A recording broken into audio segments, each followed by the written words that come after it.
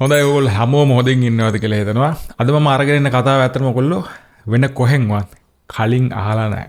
හරි. ඒ නිසා මේ වැඩසටහන ඉතාම සුවිශේෂී එකක් බවට පත් වෙනවා. ඒ වගේම ඇත්තටම අපිට විශ්වාස කරන්න පුළුවන්ද කොහෙවත් ඉන්න මේ ග්‍රහයෙක් අපේ ශරීරයට එහෙමත් අපේ මනසට බලපෑම් කරනවා කියලා. බෑ නේද? නමුත් මේකේ තියෙන ඇත්ත කතාව තමයි මේ ග්‍රහචාරය ජ්‍යොතිෂය නැත්නම් ඇස්ට්‍රොලොජි කියලා කියන්නේ එහෙ ඉන්න ග්‍රහයෙක් මේ ශරීරයටම තමයි මේ මහ පොළොවට බලපෑම් කරනවා කියන එක නෙමෙයි ඇත්තටම. නමුත් එතනින් එහාට ගිහලා මේ අපේ ශරීරය මානසිකත්වය අපේ ගැඹුරින්ම ගත්තම ආත්මීය භාවය අපේ විඥාණය ඒ වගේම මේ ස්වභාවදාන විශ්වයට සම්බන්ධතාවය මෙන්න මේවා නිරූපණය කරන මනෝවිද්‍යාවක් තමයි මේ අපි හඳුන්වන ග්‍රහචාරය කියලා කියන්නේ. කියන්නේ වර්තමාන මනෝවිද්‍යාව එන්න කලින් සිග්මන්ඩ් ෆ්‍රොයිඩ්ලා කාල් යුන්ග්ලා වගේ කට්ටිය බිහි වෙන්න කලින් ඒ කාලේ හිටපු දැවැන්තයින් නැත්නම් සුවිශේෂී ඍෂි මුනිවරුන් වගේ කට්ටිය අන්න ඒ අය හොයාගත්ත මනෝවිද්‍යාවක් තමයි කොහොමද අපේ ජීවිතය සැකසෙන්නේ අපිට අනුව කියලා. එහෙම නැත්නම් මේ ස්වභාවදාම තුල අපේ ජීවිතය කොහොමද ගලාගෙන යන්නේ කියන එක තමයි එතෙන්දි ෆෙන්වු කරලා දීලා තියෙන්නේ. එහෙම නැතුව කොහෙවත් තියෙන මේ ග්‍රහයක එහෙම නැත්නම් ඒවා ඇත්තටම නිකන් ගල් කඳු එහෙම නැත්නම් භෞතික පස් කඳු නෙමෙයි ඇත්තට මේ දේවල් අපි නිකන් ඉස්කෝලේ ඉගෙනගෙන තියෙනවා වගේ එකක් කියන මේක ගෑස් තියෙන්නේ කියලා. තව කෙනෙක් කියන මේ ගල් ගොඩක් තියෙන්නේ කියලා මුකුත් නැහැ කියලා. එහෙම දේවල් නෙමෙයි. ඒවා මෙතන ඉඳන් ගත්තට මේ මහ පොළොවේ ඉඳන් අපි ගත්තට පස්සේ අපිට ඒවා පේන්න තියෙන සංකේත තමයි. ඒ සංකේත අපේ හිතට, අපේ ආත්මීය භාවයට, අපේ ශරීරයේ ක්‍රියාකාරීත්වයට, මේ ලේ ගමනාගමනයට ඔය හැම දෙයකටම සම්බන්ධව තමයි ක්‍රියාත්මක වෙන්නේ. ඒක හරියට ගත්තොත් එහෙම හොඳම ලේසිම විදිය තමයි ග්‍රහයෝ තියෙන්නේ එහෙ නෙවෙයි මෙන්න මෙතන තියෙන්නේ මේ ශරීරයත් එක්ක. එහෙම නැත්නම් අපේ වටේ කරකිනවා කියලා ගත්තා නම් එහෙම තවත් ලේසි වෙනවා මේ විද්‍යාව අපිට දැනගන්න.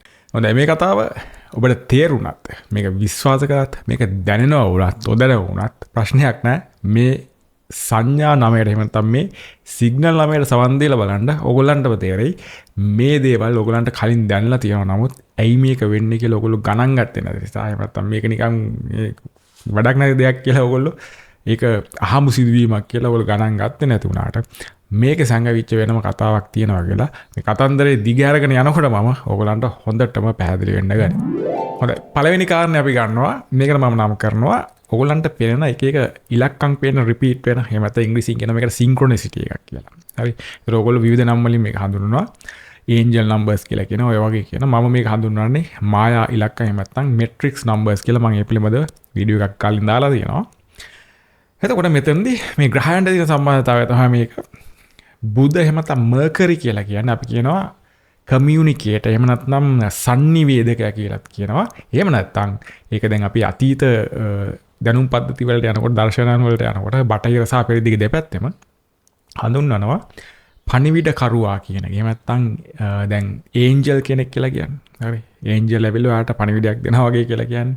ඒකට ඔන්න ඔය කාර්ය කරන ශක්තිය එහෙම නැත්නම් ඉන්ටෙලිජන්ස් එක බුද්ධිය විදිහට අපි හඳුන්වනවා බුධ කියන කෙනා. එහෙම නැත්නම් මර්කරි කියන කෙනා. ඒතකොට ඒ වගේ තව අර්ථ ඔය වචනවල පවා ගන්න පුළුවන් බෙදලා යනකොට පුදුමාකාර ලස්සනට ඒ විග්‍රහයන් එනවා. ඒතකොට අපිට දැන්ට ඒව කරන්න වෙලාවක් නැහැ. ඔන්න විදිහට බුදකේ බලපෑම. එයා තමයි ඔයාට කමියුනිකේට් කරන්නේ. එහෙම නැත්නම් මැදිහත් කරුවා බවට පත් වෙන්නේ. හරි. ඒතකොට ඒන්ජල් කෙනෙක් කියලා ගත්තපත් එයා මැදිහත් කරුවා විදිහට නෙන්නේ විශ්වය සහ ඔයා සමග තියෙන සම්බන්ධතාවය නැත්නම් ස්වභාවදාමත් එක්ක තියෙන සම්බන්ධතාවය මැදිහත් කරුවා බවට පත් වෙනවා කියන එක. ඒතකොට එයාගේ සම්බන්ධතාවය කරන එන්නේ ඒ ඉන්ටෙලිජන්ස් එක මර්කියුරියන් ඉන්ටෙලිජන්ස් එක කොහොමද ඒකට කියන්නේ. අනේ විදිහට මර්කරි කියන බුද්ධිය එහෙම නැත්නම් බුද කියන අන්න ඒ ඉන්ටෙලිජන්ස් එක සම්බන්ධ වෙලා තමයි ඔන්න ඔයාගේ නම්බර්ස් පේන ක්‍රියාවලිය සිදු වෙන්නේ. ඒතකොට ඒක විතරක් නෙමෙයි යුරේනස් කියන ශක්තියත් ඒකට සම්බන්ධ වෙනවා. එයා පොඩ්ඩක් ඈතින් ඉන්නගෙන එයාගේ පණිවිඩ ක්‍රමය මේකට සම්බන්ධ වුණාට එයාගේ පණිවිඩ ගොඩක් වෙනස්. නමුත් බුධගේ පණිවිඩ ක්‍රමය අපේ කියන්නේ ලෞකික ජීවිතයටත් බොහොම සම්බන්ධයි. යුරේනස්ට යනකොට ඒවා නිකන් දිගු කාලීන අපේ නිකන් සාංශාරික වගේ මතකයන් තියෙන අන්න ඒවට තමයි සම්බන්ධ. බුධට එනකොට එයා අපේ මේ දිනපතා ජීවිතය අපේ මේ සාමාන්‍ය ජීවිතය ලෞකික ජීවිතය මේ දේවල් සම්බන්ධව සිදුවෙන සිදුවී ඒ ඔක්කොම සම්බන්ධ ලෞකික විතරක් නෙමෙයි එතනින් එහාට සාංශාරික ජීවිතය වගේම ආධ්‍යාත්මික ජීවිතය ඒවට සම්බන්ධ වෙනවා. ඒ පැත්තට තමයි අරගෙන යන්නේ. ඒ පැත්තට තමයි දියුණු කරන්නේ. නමුත් හැමදේමටම ළඟම ඉන්න කෙනා විදියට තමයි අපිට පුද ගන්න වෙන්නේ. එයාගේ මැදිහත් වීම තමයි. එතකොට එයාට synchronicities, angel numbers එහෙම නැත්නම් මොකක් හරි අර්ථයකින් ඔයා කියන අන්න ඒ කාරණේ එන්නේ ඔන්න ඔය මැදිහත් වීමත් එක්ක තමයි. හොඳයි, දෙවෙනි කාරණේ විදිහට අපි ගන්නවා සියුම් නාදයක් ඇසීම කියන. මේක සිදු වෙන්නේ මෙන්න මේ විදිහට. හරියටම කිව්වොත් එහෙම කන්නාතුල නිකන් කීන් ගානවා වගේ ශබ්දයක් එනවා. නිකන් රේඩියෝ එකක් ටියුන් කරනවා. එකපාරට නිකන් නැතු යනවා. මුකුත් ඊට පස්සේ ආපහු ස්ටිං ගාලා එන්න ගන්නවා ඔක්කොම ටික. ඔන්න ඔය වගේ සිද්ධියක් වෙන්න ගන්නවා කිසිම හේතුවක් නැතුව එකපාරට. කොහෙන්ද සද්ද එන්නේ කියලා බැලුවට කොහෙවත් එන සද්දෙකුත් නෙමෙයි ඒක. ඔන්න ඔය වගේ දෙයක් ඕගලන්ට අනිවාර්යයෙන්ම සිදු වෙලා ඇති. මේකට බලපෑම මැදිහත් කරුවා වටපත් වෙන්නේ නැත්නම් ගුරු ග්‍රහය නැත්නම් බ්‍රහස්පති එහෙම නැත්නම් ජුපිටර් සහ කේතු කියන ඉන්ටෙලිජන්ස් මත ශක්තිය සම්මානතාවය අනුව තමයි මේ ක්‍රියාවලිය සිදු වෙන්නේ. ඒකෙන් පෙන්눔 කරන්නේ ඔයාගේ තියෙන ෆ්‍රීකවන්සි මාරු වෙනවා කියන එක. හරි. කෙනෙක් ආධ්‍යාත්මිකව අවදි වෙනකොට එහෙම ආධ්‍යාත්මික දියුණුවක් ලබනකොට මෙවැනි සිග්නල්ස් ඔයාට එන්න ගන්නවා. එහෙම නැත්නම් ඒක යම් කාලයකද වෙන්න පුළුවන්. හැමතිස්සෙම වෙන එකක් නෙමෙයි.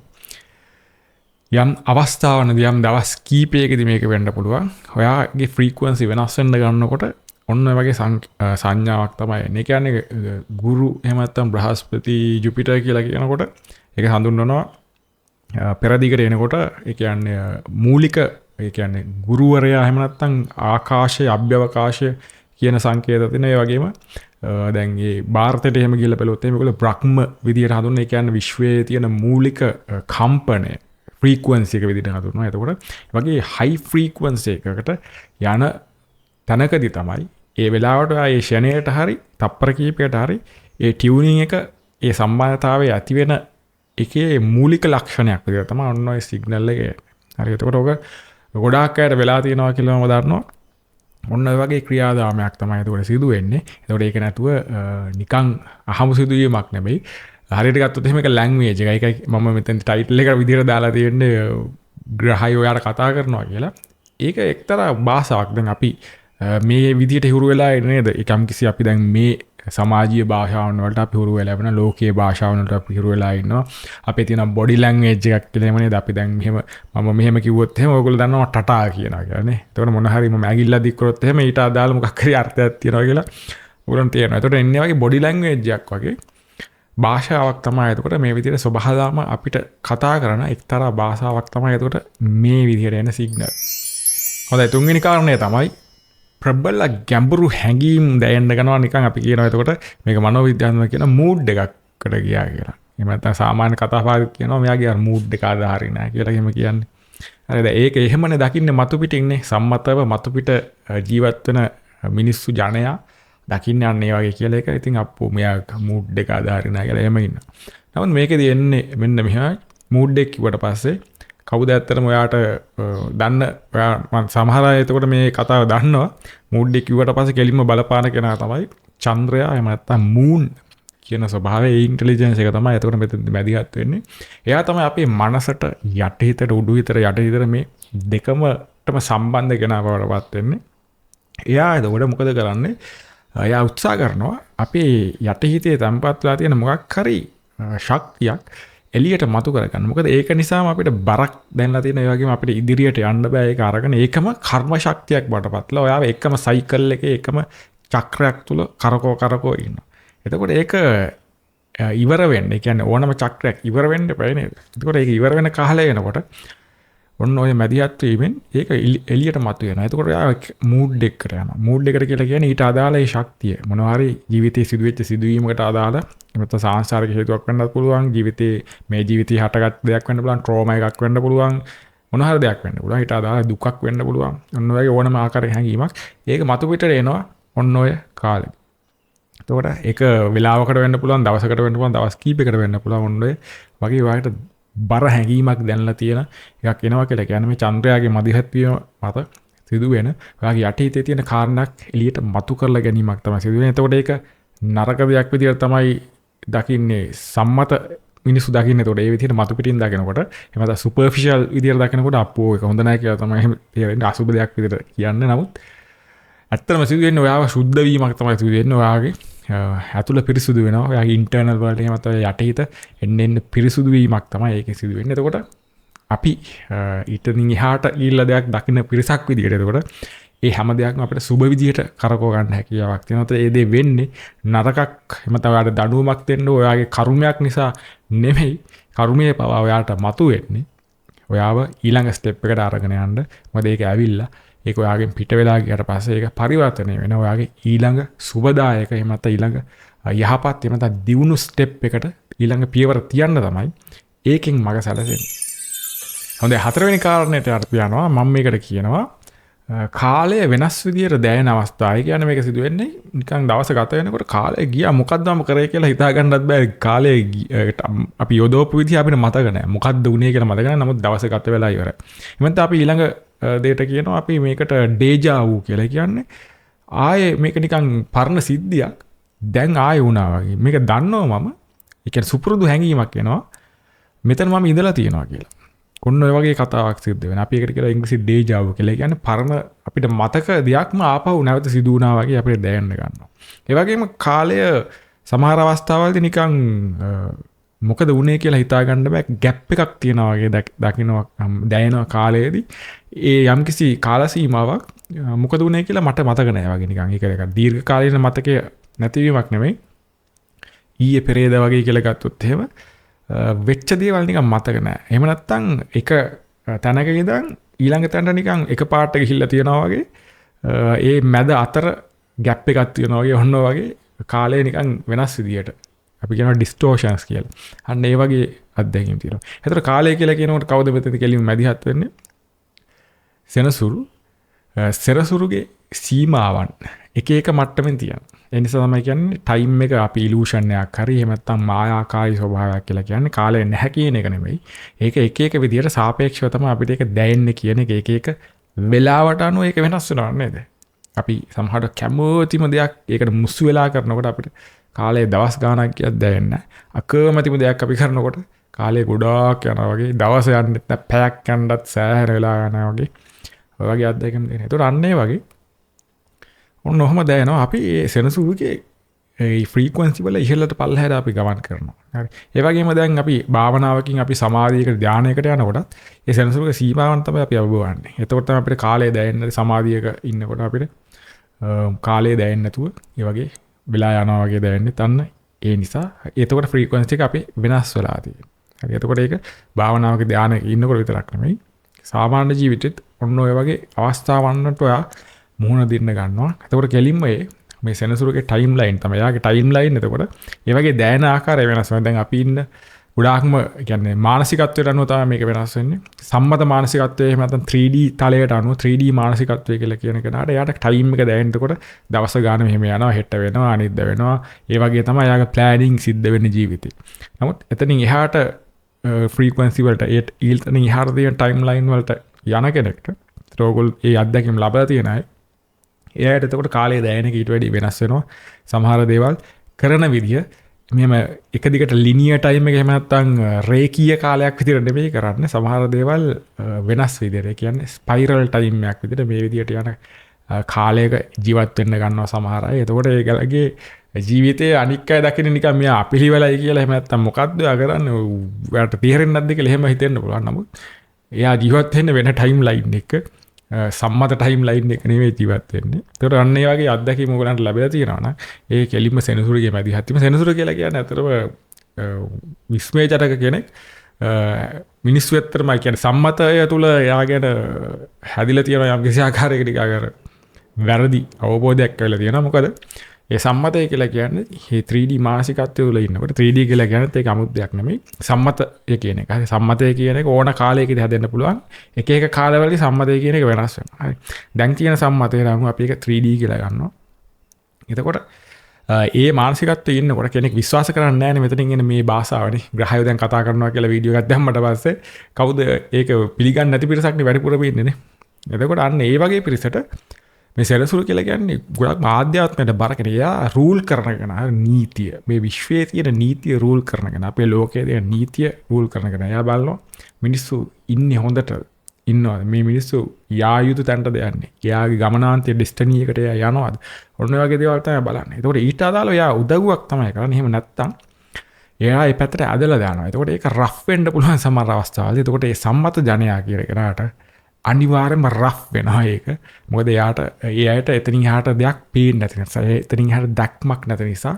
එතකොට රෆ් අත්දැකීමක් විතර තමයි එයා ක්‍රියාත්මක වෙන්නේ. හරි.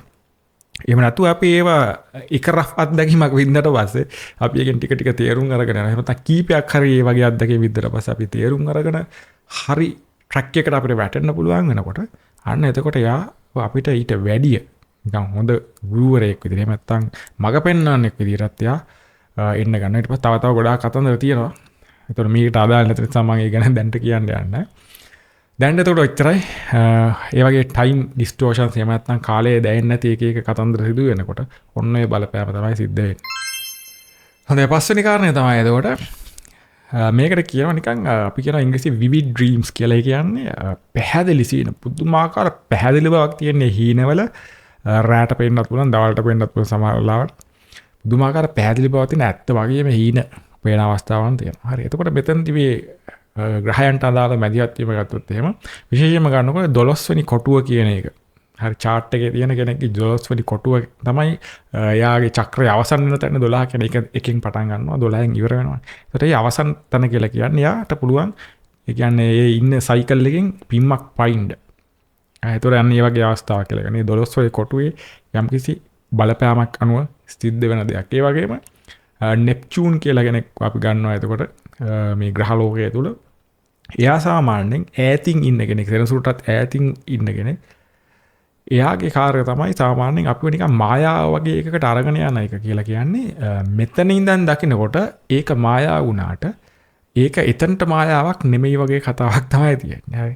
ඈත නිසා දැන් හිතන්නකෝ දැන් මේ ඝන වගේ දැන ලෝකේ අපි ඉන්නකොට හීනයක් කියන එක අපිට මායාවක් නෙනේද? ඇත්ත නෙමෙයිනේ. නමුත් හීනේ ඇතුළේ අපි ඉන්නකොට ඒක ඇත්ත නේද?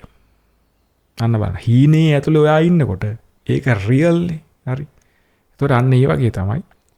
ඒක අපිට හීනයක් වුණාට ඒක මායාවක් වුණාට ඒකෙත් අට කතාවක් තියෙනවා. ඒ කියන්නේ අපිව මේ වෙනත් ඩයිමෙන්ෂන් වලට තමයි අරගෙන යන්නේ. වෙනත් මානයන් වලට තමයි ඒ අවස්ථාවන් දෙහි හීන වලින් අපිව අරගෙන යන්නේ. ඒ කියන්නේ අපිට පෙන්වන්න කළ දෙනවා මෙන්න මේ ඉන්න මානෙන් එහාට තවත් තලයන් එහෙම නැත්නම් තවත් මානයන් තියෙනවා. අපේ ස්වභාවය මේ මෙතනට විතරක් සීමා වෙච්ච එකක් නෙවෙයි. මේ විශ්වයේ විවිධ මානයන් වලට අපිව විහිදලා යනවා කියන එක. කියන්නේ අපි සීමා සහිත ජීවීන් නෙමෙයි. එතනින් එහාටත් අපිට දෙයක් තියෙනවා. මේකට විතරක් කොටු වෙලා ඇලිලා මේ ඇල්ම නිසාම ආයේ මේකෙම ඉපද අන්න එහෙම ඉන්න සත්වෙන් නෙමෙයි. මේකෙම දේවල් කකා බිබී ඉන්න. මේකෙම දුක් විඳින්න ඉන්න. එහෙම අය වෙන්න ඕනේ නෑ. මේකෙන් අපිට ටිකක් ඊට වැඩිය ඈත් වෙලා කියන්නේ මේවා හොඳට විඳමින් මේවට ගොඩාක් ඇලෙන්නේ නැතුව අවශ්‍ය ප්‍රමාණයට විතරක් ඇලිලා කරන්න ඕන හොඳ දේවල් කරලා සැහැල්ලුවෙන් ජීවත් වෙන්න අවශ්‍ය සංඥාවක් සිග්නල් එකක් තමයි ඔන්න ඔය විදියට ඔය මැදිහත් වීමෙන් ඕගලන්ට අරගෙන එන්නේ. ඔය 6 වෙනි කාරණය තමයි ඔයාට කලකිරෙන අවස්ථාවන් කියලා කියන්නේ මෙන්න මෙහෙම. නිකන් කිසිම දෙයකට කැමැත්තක් නැති වෙනවා කියනවා. හරි කර කර හිටපු සතුටු වෙන්න දේවල් වලට දැන් සතුටක් එන්නේ නැහැ වගේ අවස්ථාවක් වෙනවා. ඒක නිකන් සාමාන්‍ය භාෂාවට අනුව සම්මත භාෂාවට කලකිරීමක් කියලා ගන්නත් පුළුවන්. ඒ වගේම මේක මතක් වෙනකොට ගොඩක් අයට ડિප්‍රෙෂන් කියන මනෝවිද්‍යාත්මක හඳුන්වන ලක්ෂණ විදියට ගන්නත් පුළුවන්. ඒක එතකොට දෙපැත්තටම තියෙනවා. ඇත්තටම කෙනෙක්ට ડિප්‍රෙස් වෙනවා කියලා විදියට තමයි අපිට මතු පිටින් පේන්නේ. නමුත් ඒකෙත් යම් ගැඹුරු හේතු තියෙනවා. ඒ මනුස්සයව ડિප්‍රෙස් වෙන්නේ නැත්නම් මානසික පීඩනයට විෂාදයට ලක් වෙන්න ඒකෙත් යම් ගැඹුරු හේතු තියෙනවා. හරි. මගේ ජීවිතේ ගත්තට පස්සේ හොඳ අත්දැකීමක් තියෙනවා ඇත්තටම කෙලින්ම ડિප්‍රෙෂන් එක සහ මම දැන් මේ කතා කරන කාරණේ සම්බන්ධව.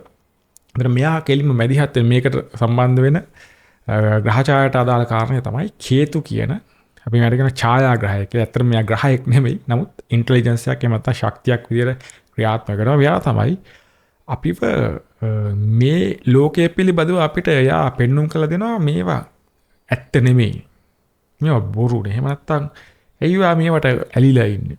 මේවා වැඩක් නැහැ. මේකේ ඇත්ත මෙන්න මෙහෙම එකක් තියෙන්නේ කියලා එයා ඔයාව මේ ලෝකෙන් එළියට ගන්න උත්සාහ කරනවා. ඒ කියන්නේ ඩීටැච් කරන්න. ඒ කියන්නේ ඇලීම අඩු කරන්න උත්සාහ කරනවා. මේකේ තියෙන වැරදි දේවල් පෙන්눔 කළා කියලා. හරි. ඒ නිසා මෙයාට මේ වේදයට අනුව එහෙම මෝක්ෂකාරක කියලා කියනවා. අන්න ඒ වගේ. එයා කරන්නේ එතකොට මේ ලෝකේ ලස්සනයි කියකේ පෙන්වන එක නෙමෙයි මේ ලෝකේ තියෙන අර මායාව මතු කරලා පෙන්වන්න තමයි එයා උත්සාහ කරන්නේ. ඒකට අන්න ඒ වගේ වෙන අවස්ථාවල්දී කෙනෙක්ට දැනෙන්න පුළුවන් ඔන්න ඔය කලකිරීම සහගත අත්දැකීම් වලට මුහුණ පාන්න පුළුවන්. ඒ වගේම එයාගේ මේ ડિප්‍රෙෂන් ලක්ෂණ ඇවිල්ලා එයා ડિප්‍රෙෂන් තත්ත්වයකට යන්නත් ඉඩ කඩ තියෙනවා. හරි. ඒකට මේ දෙක සම්බන්ධතාවයක් තියෙනවා. හැමෝට මේක වෙනවද කියලා මම ඇත්තටම දන්නේ නැහැ. ඒක පස්සේ පරීක්ෂණය කරලා බලන්න ඕනේ ඒකමද හේතුව කියලා. ඒකම හේතුව කියලා මම ගන්නෙ නෑ. නමුත් සමහර අයට ඔන්න ඔය සාධක දෙක එකට ගැලපෙන්න ගන්නවා. හැමෝටම මම හිතන්නේ ඒක වෙන්න ඇති කියලා හේතුව. නමුත් ඔය සාධක මේක බලන අයට අනිවාර්යයෙන්ම ඔය සාධක දෙක ගොඩක් දුරට බලපාන ඉඩ කල් තියෙනවා 90%ක් විතර. මොකද මෙතනට ඔය ඇවිල්ලා තියෙන්නේ යම්කිසි ආකාරයක සිග්නල් එකක බලපෑම අනුවනේ මේක ඔයාලට ක්ලික් කරලා බලන්න හේතුනේ. ඒ වගේම දැන් ඔයා මෙච්චර කාරණා 6ක් වෙනකම් බලාගෙන ගිහිල්ලා තියෙනවා නම් එහෙනම් මේ කාරණා ඔයාට අනිවාර්යෙන් වැදගත් වෙන එකක් තමයි. ඒතර ඔන්න ඔය වගේ කේතු සහ කෙනෙක්ගේ තියෙන ડિප්‍රෙෂන් එක එහෙම නැත්නම් කලකිරීමටපත් වෙලා වැඩක් කරන්න බැරුව අන්න ඒ වගේ ඉන්න ඔන්න ඔය දෙන්න එකට සම්බන්ධ වෙන අවස්ථාවන් තියෙනවා. ඒතකොට එයාගේ බලපෑමෙන් තමයි කෙනෙක්ව ඒ වගේම හොඳ පින්වන්ත කෙනෙක්ට තමයි මේක වෙන්නේ. කේතුගේ බලපෑමෙන් පින්න කුසලයේ තියෙන කෙනෙක්ව එයාව ඊළඟ ලෙවල් එකට ගෙනියන්න ඕන නම් මොකද කරන්න වෙන්නේ? එයාට සැප සම්පත් ඔක්කොම දෙන්න ඕනේද? දුන්නොත් එහෙම එයා මේකෙම ඉන්නවා ඇලිය. එතනින් එහාට ඊළඟ ලෙවල් එකට යන්න එයා සම්මත මට්ටමේම ඒ දියුණුව ලැබෙමින් ඒකේ කැරක් ඉන්නවනේ. ඒතොර ඒ කෙනාගේ පින මතුවෙනවා කියලා කියන්නේ එයාගේ තියෙන එයාට කලකිරීමක් දෙන එක තමයි එයාගේ පින මතුවෙන අවස්ථාව කියලා කියන්නේ. නමුත් ඒත් සම්මතව ගත්තොත් එහෙම මොකද වෙන්නේ? සම්මතව එතකොට කලකිරීමක් කියලා කියන්නේ නරක දෙයක්. අම්මෝ මේ වගේ වෙන්න හොඳ නෑ මට නම් කියලා. එහෙමනේ ගන්නෙ. නමුත් විශ්වයේ මීට වැඩිය ඉහළින් දකින්නේ. ඒ නිසා එයාට එතකොට හරි පින කුසලයේ තියෙන කෙනාව එතනින් එහා ලෙවල් එකකට අරගෙන යන්න නම් එයාට කලකිරීමක් තමයි මේ අවස්ථාවේදී ලැබෙන්න ඕනේ. ඒකෙන් තමයි එයා මේ චක්‍රේ කරකි සැප විඳිමින් හරි දුක් විඳිමින් හරි එහෙම නැත්නම් මේක දේවල් ගොඩනගෙමින් හරි ඉන්නේ නැතුව එයාව ඊළඟ ලෙවල් එකට අරගෙන යන්න නම් එයාට කලකිරීමක් දෙන්න ඕනේ කියලා අන්න ඒ විදිහට ඔයාගේ ගමන සැකසෙනකොට එන සිග්නල් එකක් තමයි ඔන්න ඔය විදිහට එන්නේ. හොඳ 7 වෙනි කාරණය තමයි ෂණික අදහස් පහළ වීම. නිකන් විදුලියක් හිටුවා එක පාට අදහසක් නොටින් ගාලා කවදාවත් ඇවිල්ලා නැති අදහසක් ඔන්න ඔය වගේ අවස්ථාවන් වලට එනවා. යුරේනස් කිය බලපෑම. යුරේනස් ඉන්නේ සෙනසුරට එහයින් කියලා කියන්නේ එයා සාමාන්‍ය අපේ මනසට අදාළ අපේ මනසේ කරකින අදහස් ගොඩක් තියෙනවනේ. අපි දන්න දේවල් ඉගෙන ගත්ත දේවල් ඔන්න ඔය ඔක්කොටම අදාළ දේවල් අත්දැකීම් වලට අදාළ දේවල්. එතනින් එහාට ගිය තලයකින් තමයි මේ යුරේනස් අපිට සම්ප්‍රේෂණය කරන්නේ. යාගේ ඉන්ටෙලිජන්ස් එක සාමාන්‍ය මේ විශ්වයේ මනස කියලා ඒ වගේ ගන්නත් පුළුවන්. යාගේ එන බලපෑම. يعني ලොකු long term දේවල් වෙන්න පුළුවන්. දීර්ඝ කාලීය වෙන්න පුළුවන්. එන්න මේ වගේ අදහස් තමයි එතකොට මෙතන දෙන්නේ. ඔයාගේ මනසේ කැරක් තියෙන අදහස් වලින් ඔබට ගිය. එහෙම එනත ඔයාට කැරක් තියෙන දැනුම් පද්ධතියෙන් ඔබට ගිය අදහසක් එකපාරට අකුණක් ගැහුවා වගේ එන්නේ ඔන්න ඔය බලපෑමත් එක්ක. එතකොට මේ අදහස් කොහෙන්ද එන්නේ කියලා ගත්තොත් එහෙම ඒක මේ විශ්වය හරහා ඔයාට ඒ එන්න ඕන වෙලාවට එන එකක් තමයි. හරි. ඒ කියන්නේ අපේ ගත්තොත් එහෙම කොටස් වලට කරලා ගත්තොත් අපි හැමතිස්සෙම දැනන දේවල් ඉගෙන ගත්ත දේවල් අත්දැකීම් වලින් අපේ දන්න දැනුම් පද්ධති ඒ වගේ කරකෙන හිතකුත් අපේ තියෙනවා හැමතිස්සෙම. එතනින් ඔබට කිය හිතකුත් අපේ ක්‍රියාත්මක වෙනවා. හරි. එතකොට මේකට අපි අහුවෙලා ඒ කුඩා පොඩි චක්‍රේ ඒ සිතුවිලි අපේ දන්න දැනුම් පද්ධති වල අපි ඉන්නත් පුළුවන්.